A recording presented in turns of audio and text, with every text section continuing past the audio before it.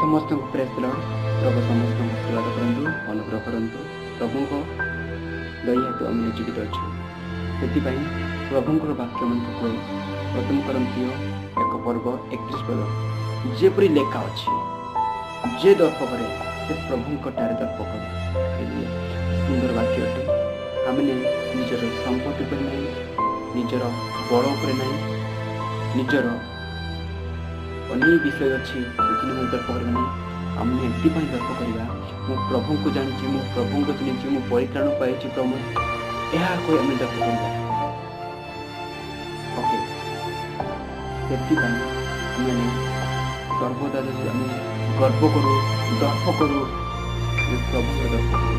प्रभु अच्छा आम निजर दान संपत्ति बड़ पर दर्प कर प्रभु